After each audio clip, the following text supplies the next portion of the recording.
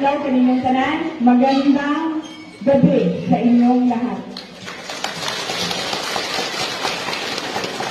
Unahin ko po muna ang aking mga pagpapasalamat. Una po, ang pagpapasalamat ko sa ating mga kababayan dito po sa Buskalan, sa inyong pagtanggap sa amin dito.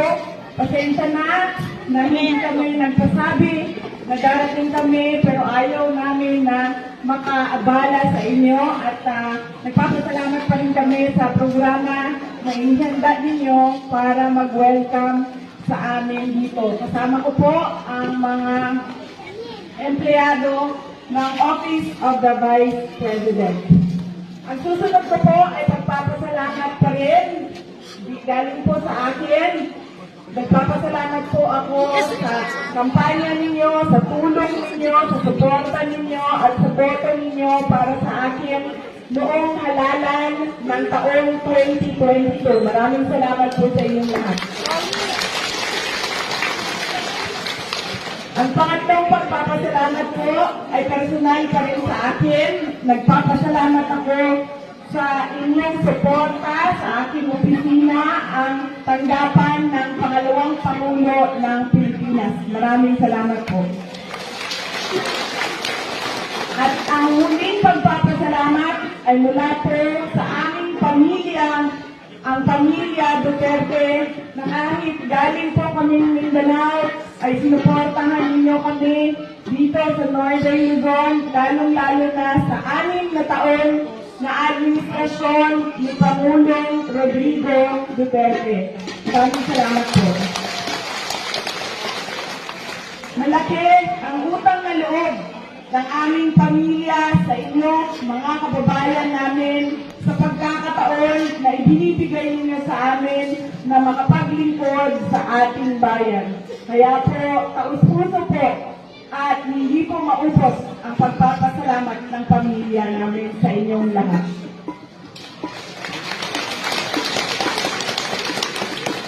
Noong nakaraang linggo ay nabigyan po kami ng pagkakataon dahil kami ay nakatanggap ng imbitasyon na bumisita sa mga malalayong lugar doon sa Bicol Region o Region 5. Ngayon namang linggo na ito ay nagpapasalamat kami sa Diyos dahil nabigyan kami ng pagkakataon na bumisita dito sa inyo sa Buskalan, Kalinga.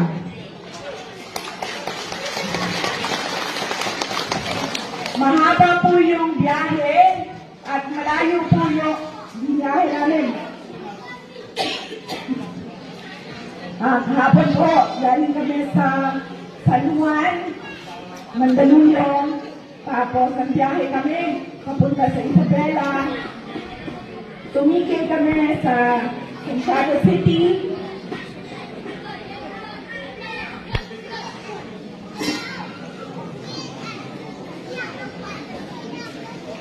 Tumigil kami sa Santiago City, Isabela, at binisita namin yung mga kaibigan namin doon na sa Isabela na tumutulong at kaibigan ng pamilya namin at kaibigan ng opisina ng Vice President. Pitong oras po yung biyahe namin mula Mandaluyong papuntang Santiago City. Doon na po kami natulog at kaninang umaga, maaga kami umalis sa Santiago City, Isabela, papunta dito sa inyo sa Buskalan.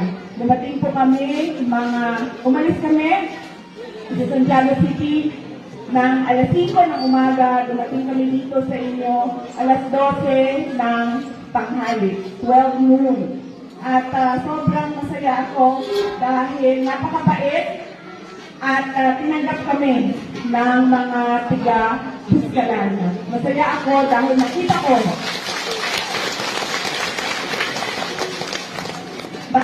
ko yung resiliency ng inyong lugar dito sa Buskalan. At nakikita ko yung pagkakaisa at pagtutulungan ninyo para sa inyong komunidad, lalo-lalo na sa mga bisita na gustong makita ang inyong lugar at makilala si Apo Wangud.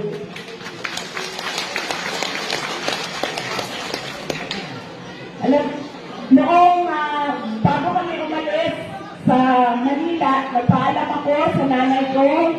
Sabi ko sa kanya, pupunta kami ng Kalinga. Tinanong niya ako, bakit ka pupunta doon? Sabi ko, mag-ano lang ako i-introduce ko lang yung sarili ko kaya Apo Wang-on at sa komunidad doon. At sinabi ng nanay ko, sabi niya, kilala ko si Apo Wang-on, wag mo nang dagdagan ang mga tattoo mo. Yan ang sinabi ng nanay ko. So, ilang beses niya sinabi, noong nagpaalam ako, noong ilang mga araw, nangamusta siya sa akin, inulit na naman niya, sabi niya, huwag ka na magpatato. Kaninang umaga, sabi ko nandito na kami sa Kalinga. Ang sagot lang niya sa akin, huwag kang magpatato.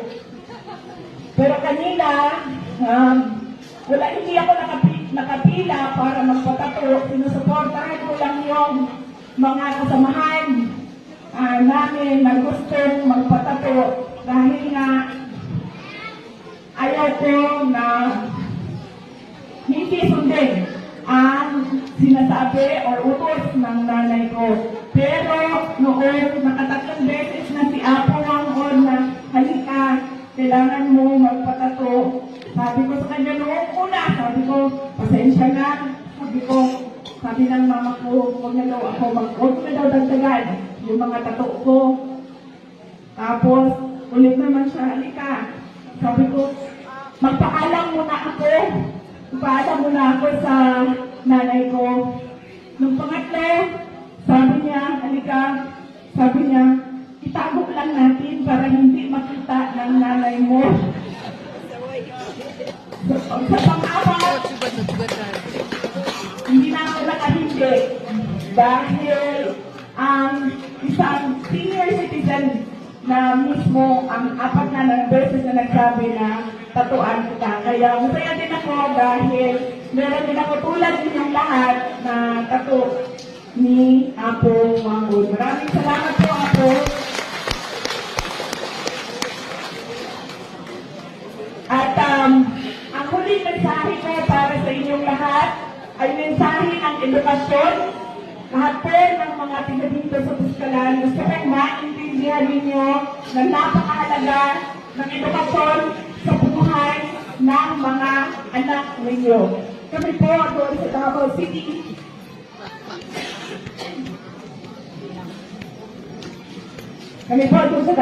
bago po ako bumaba as mayor, natapos namin ang City College of Davao. 70% or 80% ng aming mga estudyante sa City College of Davao ay miyembro ng iba't ibang indigenous tribes ng Davao City. Kaya masaya kami dahil nabibigyan ng opportunity yung mga IPs na makapagtapos ng college sa loob ng City College of Davao City na pagmamayari ng local government unit ng Davao City. Sinigurado ko na bago ako bumaba doon sa pagka-mayor ng Davao City ay natapos namin ang college, ang paaralan para masiguro yung kinabukasan ng aming mga Davaoeños na miyembro ng IP. Yan din ang gusto ko maintindihan ng mga magulang dito sa inyong komunidad na napakahalaga ng edukasyon sa buhay ng inyong mga anak. Dahil ito ang magpapabago ng buhay nila. Meron po akong example na pinasimple ko ang explanation o halimbawa para maintindihan ng mga bata kung bakit mahalaga ang edukasyon sa buhay nila.